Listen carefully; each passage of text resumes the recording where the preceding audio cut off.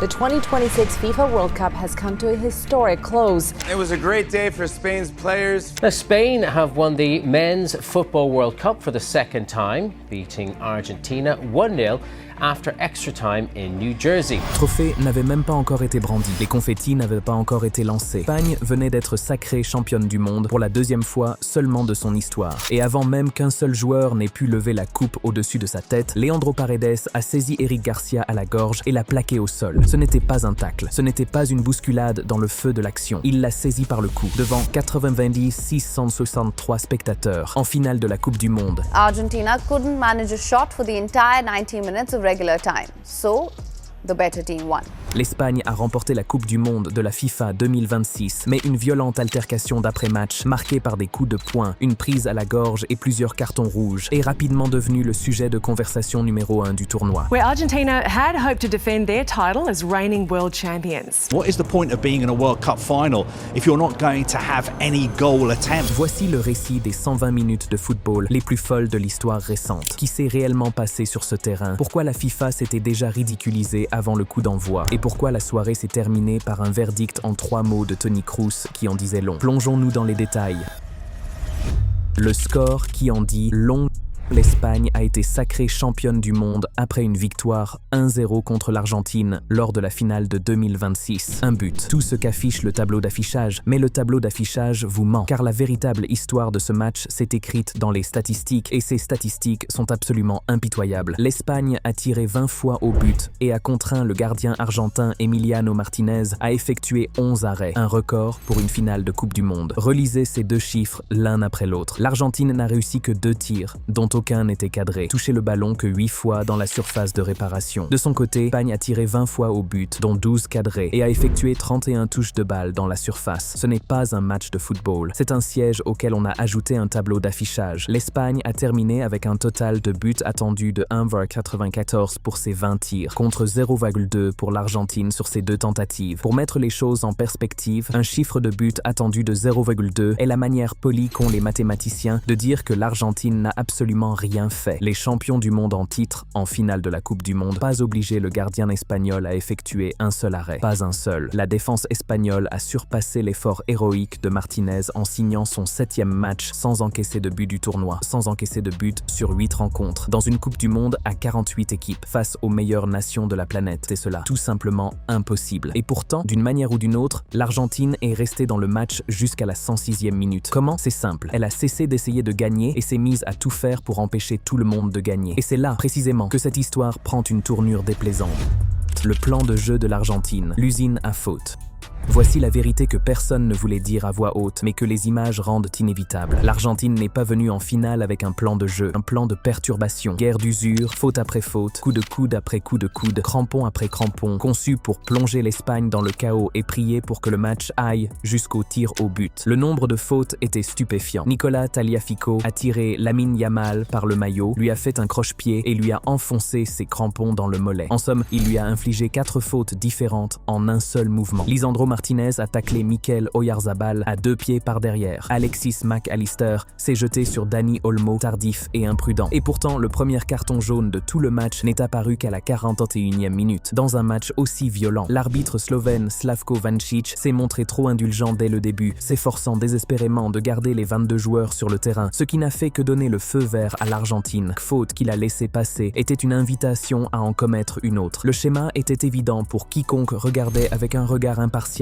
Cette équipe argentine, tout au long du tournoi, avait bénéficié à maintes reprises d'arbitres réticents à sortir des cartons. Mais c'est là que l'Espagne a accompli quelque chose d'extraordinaire. Une performance face à laquelle aucune théorie du complot sur un arbitrage laxiste n'aurait pu tenir la route. Elle a rendu l'arbitrage totalement hors de propos. On ne peut pas accorder des décisions favorables à une équipe si celle-ci n'a jamais le ballon. L'Espagne a maintenu l'Argentine sur la défensive pendant les 90 premières minutes et tout au long des prolongations grâce à son style patient, axé sur la possession. L'Espagne a tout simplement refusé de se laisser entraîner dans la boue. Elle a conservé le ballon, elle a gardé la tête froide, elle a pris l'Argentine dans un tourbillon de passes et l'a fait tourner pendant 2 heures d'affilée. Le football a gagné. Finalement, inévitablement, le football a gagné.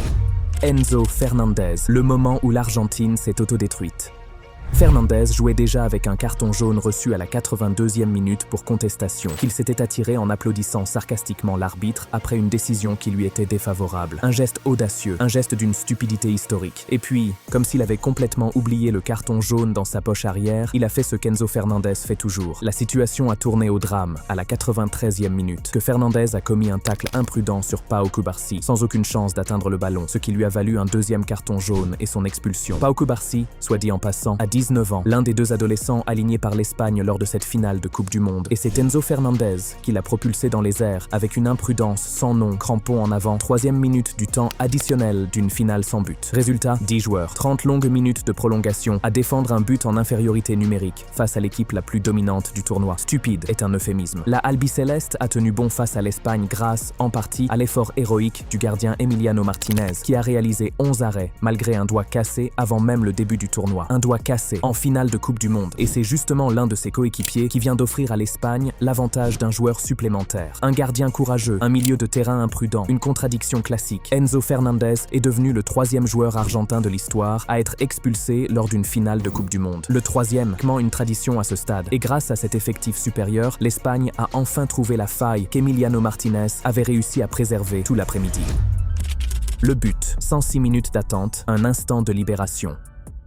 L'Espagne pensait avoir pris l'avantage lorsque Williams a envoyé le ballon au fond des filets, mais le but a été refusé pour une faute de Merino sur Otamendi lors de l'action. La seule fois de la soirée, coup de sifflet a favorisé l'Argentine. Un timing cruel. La frustration dans le camp espagnol était palpable. Même Lamine Yamal, d'un sang-froid à toute épreuve et qui avait été exceptionnel tout au long du tournoi, était visiblement agacé par ses bousculades et ses provocations cyniques qui n'en finissaient plus. Les tirs au but se profilaient et cela aurait été la blague la plus cruelle de l'histoire du football. 65% de possession, 20 tirs, 12 cadrés, 31 touches de balle dans la surface. Tout cela réduit à néant par une loterie au tir au but face à Emiliano Martinez et à son doigt cassé. Le football ne récompense pas toujours la meilleure équipe. Ce soir-là, heureusement, ce fut le cas. À la 106e minute, Pedro Porro a lobé le ballon vers le deuxième poteau. Nico Williams a devancé Nahuel Molina au duel aérien et a remis le ballon de la tête vers le bas. Martinez s'était engagé sur le ballon, ce qui l'avait laissé hors de position. Et Torres n'a eu besoin que d'une seule touche. Il a balancé son pied gauche. Le tir a tonné sous la barre transversale avant de finir au fond des filets. 39 secondes après le début de la deuxième mi-temps des prolongations, Ferran Torres a décoché un tir puissant à 8 yards et la Roja a finalement brisé le moral d'une Argentine réduite à 10 pour s'imposer 1-0. 1-0, 20 tirs contre 2. Ferran Torres a célébré à genoux. Le barrage a cédé et il a cédé sous le poids d'une équipe qu'il avait mérité 100 fois. Quand tu as Messi dans le camp adverse, eh bien, tu es nerveux, a déclaré Torres. En fin de compte, on a toujours compté sur nous-mêmes. On impose toujours notre football et on l'a encore prouvé. Cette citation, juste là, c'est ça, cette équipe d'Espagne. La bagarre, ce qui s'est passé après le coup de sifflet. Et puis l'Argentine a fait ce qu'elle aime par-dessus tout. Elle a perdu la tête. Les Espagnols Mikel Oyarzabal et Rodri ont dépassé Molina au sprint après le coup de sifflet final, alors que la Roja venait d'être sacrée championne. Molina a semblé vouloir frapper Rodri, ce qui a poussé le capitaine espagnol à s'arrêter net et à s'approcher du défenseur argentin en criant. Molina s'est alors mis en position face à Rodri et l'a bousculé à la poitrine, ce qui a été le point de rupture qui a poussé l'Espagnol Eric Garcia à intervenir. C'est alors qu'est apparue l'image qui a fait le buzz sur Internet. On a vu Paredes se diriger vers la bagarre d'après-match opposant les joueurs des deux nations et poser sa main sur la gorge de Garcia. Paredes a ensuite plaqué au sol l'Espagnol Gavi et lui a donné un coup au visage, tout en le tenant par son maillot de remplaçant. Le sélectionneur argentin Lionel Scaloni précipité sur les lieux et a séparé Paredes des deux joueurs. Mais le numéro 5 a continué à bousculer d'autres joueurs espagnols avant d'être physiquement retenu par un coéquipier. Par ailleurs, d'autres images vidéo semblaient montrer l'entraîneur adjoint argentin Daniel Ayala en train de frapper l'Espagnol Dani Olmo. L'arbitre n'en avait pas fini avec les cartons rouges. Paredes, qui avait déjà reçu un carton jaune pendant le match, a été sanctionné une nouvelle fois pour son implication dans la mêlée et a écopé d'un carton rouge direct. Carton rouge pour l'Argentine pendant le match. Un après. Réfléchissez-y. Alan Shearer a déclaré sur la BBC: Paredes a asséné 2 ou 3 coups de poing puissants au visage de quelqu'un. Il s'en est pris à eux. Il n'y a aucune place pour ce genre de comportement. Nous savons à quel point c'est important pour eux et nous savons à quel point ça fait mal de perdre. Il y a une manière de perdre. Nous avons vu cela trop souvent de la part de l'Argentine. La réaction après le coup de sifflet final est terrible. Gary Neville a déclaré sur ITV: c'est une honte. J'adore l'esprit de compétition des Argentins qui se battent et se démènent comme s'il en allait de leur vie. Messi les a portés, mais ces derniers matchs ont été une honte. Une honte. Ce mot revenait sans cesse et ce n'était pas faux. La cérémonie, leur dos tourné.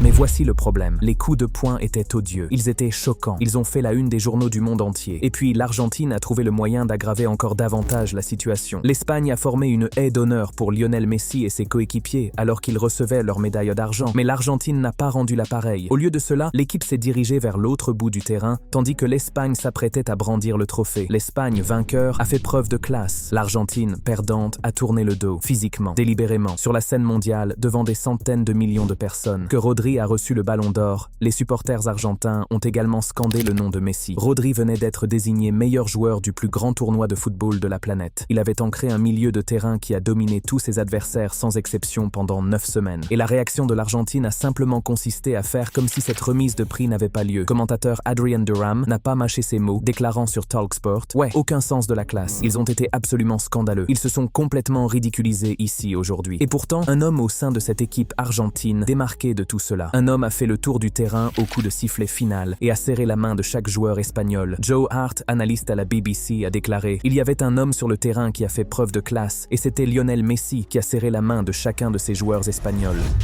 Messi, la tragédie d'un génie envahi par le chaos.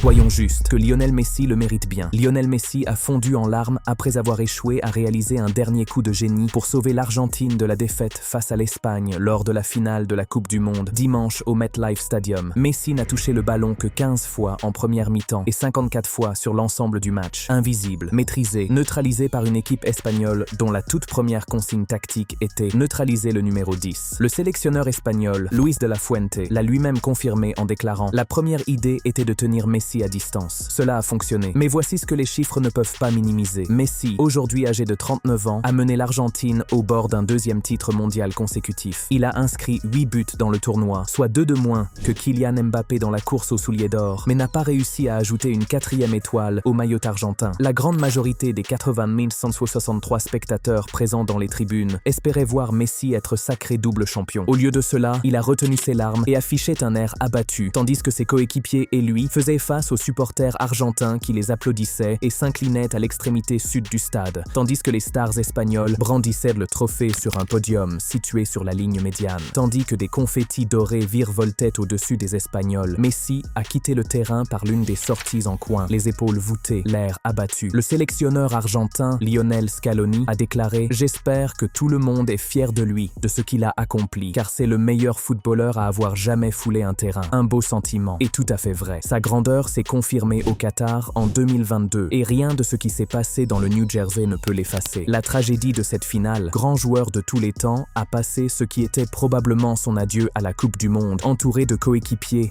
déterminés à montrer le pire d'eux-mêmes ce soir-là. Ce n'est pas l'histoire de Messi, c'est la leur. Le scénario de la demi-finale, Argentine contre Angleterre. Tout cela n'est d'ailleurs pas sorti de nulle part. Si vous avez regardé la demi-finale contre l'Angleterre à Atlanta, vous avez vu exactement le même schéma de jeu argentin se dérouler sous vos yeux. L'Argentine a battu l'Angleterre 2-1 en demi-finale de la Coupe du Monde de la FIFA à Atlanta, mais la manière dont elle s'y est prise était à couper le souffle. Après le coup de sifflet final, on a vu Giovanni Lo Celso prendre une banderole des supporters dans la foule avant de la brandir haut avec ses coéquipiers, notamment Lisandro Martinez, Cristian Romero et Nicolas Otamendi. Sur la banderole, on pouvait lire « Las Malvinas son Argentinas », un message politique faisant référence aux îles Malouines, objet d'un litige pour lequel la Grande-Bretagne et l'Argentine se sont livrés une guerre sanglante en 1982. La Fédération argentine de football pourrait faire l'objet de sanctions, les règles de la FIFA étant sans équivoque en matière de messages politiques. La vice-présidente de la Fédération argentine, Victoria Villarruel, teasait les tensions avant la demi-finale en qualifiant les Anglais de « pirates usurpateurs ». Ce n'est pas de la passion, c'est une provocation déguisée en patriotisme. L'instance dirigeante mondiale du football a confirmé l'ouverture d'une enquête, sa commission disciplinaire examinant les rapports de match relatifs à de multiples incidents survenus tout au long du parcours de l'Argentine dans le tournoi. La FIFA enquête désormais sur ces 2 incidents, la banderole sur les Malouines et la bagarre en finale. 2 enquêtes officielles pour un seul parcours dans le tournoi, un record dont personne ne devrait se vanter. Espagne, les chiffres qui définissent la grandeur. Rendons maintenant à l'Espagne ce qui lui revient, car il ne s'agissait pas seulement d'une victoire en finale, c'était l'aboutissement d'un parcours historique, battant tous les records tout au long de ce tournoi. La victoire de l'Espagne au New York-New Jersey Stadium lui a permis de rester invaincue pendant 38 matchs, un nouveau record international chez les hommes. Elle a ainsi devancé l'Italie, qui avait auparavant enchaîné 37 matchs sans défaite entre 2018 et 2021, une période au cours de laquelle les Italiens avaient battu l'Angleterre en finale de l'Euro 2020. L'Espagne est devenue la première équipe de l'histoire de la Coupe du Monde à n'encaisser qu'un seul but tout au long de son parcours vers le titre mondial. Un seul but encaissé en 8 matchs lors d'une Coupe du Monde à 48 équipes. Le gardien Unai Simon a réalisé 7 clean sheets en 8 rencontres, un record absolu pour une seule Coupe du Monde. Les Espagnols Lamine Yamal et Pau Cubarsí, tous deux âgés de 19 ans, sont respectivement le 4e et le 5e adolescent à avoir disputé une finale de Coupe du Monde. À l'instar de Pelé à 17 ans en 1958, de Giuseppe Bergomi en 1982 et Kylian Mbappé en 2018, ils ont tous fait partie de l'équipe victorieuse. L'Espagne est désormais la première puissance mondiale du football, la première nation à détenir simultanément les titres masculins et féminins. Et l'entraîneur Luis de la Fuente, qui n'a pratiquement pas été mis à l'honneur pendant le tournoi, est entré dans l'histoire à sa manière, en toute discrétion. À 65 ans et 28 jours, Luis de la Fuente est devenu le plus vieux sélectionneur à remporter une Coupe du Monde, dépassant le record de son compatriote Vicente del Bosque, qui avait 59 ans et 220 jours lorsqu'il a décroché le premier titre mondial de l'Espagne. L'Espagne n'a pas simplement remporté la Coupe du Monde, elle a redéfini ce que signifie dominer le football international. Pas de chance, pas de tirage au sort clément, plaisant. Une machine si calme, si implacable avec une précision chirurgicale que ni les bousculades ni les coups à la gorge n'ont pu l'ébranler. Le cirque de la FIFA, le spectacle de la mi-temps et Trump. Et puis, il y a l'autre méchant de cette histoire, celui qui ne portait pas de maillot, la FIFA elle-même. La Coupe du Monde de la FIFA s'est inspirée du Super Bowl en annonçant que la finale de 2026 comporterait un spectacle à la mi-temps. Jamais dans l'histoire du tournoi, depuis la première édition en 1930 jusqu'à ce moment-là, il n'y avait eu de spectacle à la mi-temps. Le spectacle présentait une affiche époustouflante. Madonna, BTS, Shakira, Justin Bieber, Burna Boy, un orchestre et Coldplay, tout noyé sous le mot amour, tandis que Cristiano Ronaldo faisait son entrée à bord d'un buggy, provoquant les cris de surprise et la confusion de tous les spectateurs. En tant que spectacle, très bien, bien ficelé, bien produit. En tant que décision pour un sport où l'intégrité de la compétition est primordiale, un désastre. Les règles officielles du football, définies par l'International Football Association Board, stipulant que la mi-temps ne doit pas dépasser 15 minutes. Celle-ci a duré 27 minutes et 23 secondes, presque le double. La FIFA a pris 2 équipes qui venaient de disputer 45 minutes exténuantes d'une finale de Coupe du Monde et les a fait attendre dans le tunnel pendant près d'une demi-heure, leurs muscles se refroidissant, leur rythme s'éteignant, afin qu'un concert pop puisse avoir lieu sur la pelouse. Tout cela parce qu'un spectacle plus grandiose signifiait des contrats de sponsoring plus juteux. Les supporters ont exprimé leur frustration face à la décision de la FIFA d'autoriser ce spectacle de mi-temps prolongé à la manière du Super Bowl lors de la finale, face au traitement réservé aux joueurs iraniens tout au long du tournoi, face à l'américanisation de ce sport avec des publicités pendant les pauses d'hydratation et surtout face à l'implication de Trump dans l'annulation de la suspension pour carton rouge de Folarin Balogun. Parlant de Trump, lors de la finale de la Coupe du Monde de dimanche après-midi entre l'Argentine et l'Espagne, Trump a été la cible de huées à plusieurs reprises, les supporters exprimant leur mécontentement face à sa présence au match et à son implication dans la cérémonie qui a suivi. Lorsque Trump est apparu à l'écran juste après l'interprétation de l'hymne national par Jennifer Hudson, une vague de huées s'est fait entendre jusqu'à ce que le plan sur le président soit remplacé par une vue aérienne du stade. Trump a foulé la pelouse aux côtés du président de la FIFA, Gianni Infantino, pour remettre le trophée de la Coupe du Monde de la FIFA à l'Espagne après le coup de sifflet final. Et les huées ont repris. L'Argentin Cristian Romero a refusé de serrer la main de Trump lors de la cérémonie de remise des médailles. Quant à Infantino, il s'efforçait visiblement de gérer le chaos qui l'entourait. Bagarre sur le terrain, un concert de pop à la mi-temps, un président hué remettant des médailles. La FIFA voulait un spectacle. Elle en a eu un, mais pas du genre à gagner la confiance de qui que ce soit. Toni Kroos avait raison. Voici donc le verdict final, et Toni Kroos l'a parfaitement résumé. L'ancien milieu de terrain de l'Allemagne et du Real Madrid, Toni Kroos, a écrit sur X: le football a gagné. Pas le football de l'Argentine, pas ce football fait d'agressivité, de provocation et de chances poussées jusqu'à la dernière minute. Le football en soi, celui qui est patient, beau, qui consiste à garder le ballon et à garder la tête froide. Celui que l'Espagne pratique depuis 38 matchs sans défaite, sans interruption. L'Argentine est arrivée en finale sur fond de faute, affrontements, d'une banderole politique sur les Malouines, d'une demi-finale de guerre contre l'Angleterre et d'une rumeur, justifiée ou non, selon laquelle qu'un Lao voulait qu'elle réitère son exploit. Et lors du seul match où tout cela devait céder la place au vrai football, elle s'est heurtée à une équipe qui s'est contentée de prendre le ballon et n'a jamais laissé le chaos prendre le moindre pouce de terrain. L'Argentine a été complètement dominée tout au long de la finale de la Coupe du Monde contre l'Espagne, récoltant plus de cartons rouges que de tirs au but, mais elle a pourtant réussi, d'une manière ou d'une autre, à paraître encore pire après le match qu'elle ne l'avait été sur le terrain. Cette phrase résume à elle seule cette soirée. L'Espagne, championne du monde, 38 matchs sans défaite, un seul but encaissé en 8 rencontres, le meilleur bilan d'un gardien de but de l'histoire de la Coupe du Monde, 2 joueurs de 19 ans dans le 11 de départ d'une finale, et un groupe de joueurs qui n'ont jamais perdu leur sang-froid alors que l'adversaire passait 120 minutes à essayer de leur faire perdre la tête. Ce n'est pas une équipe, c'est une référence. Quel moment vous a le plus marqué? Aucun tir cadré de la part de l'Argentine, Paredes s'en prenant violemment à Garcia ou toute une équipe tournant le dos aux champions? Donnez-nous votre avis dans la section commentaires et avant de partir, n'oubliez pas de liker cette vidéo et de vous abonner à Goal Rivals pour ne pas manquer les prochaines.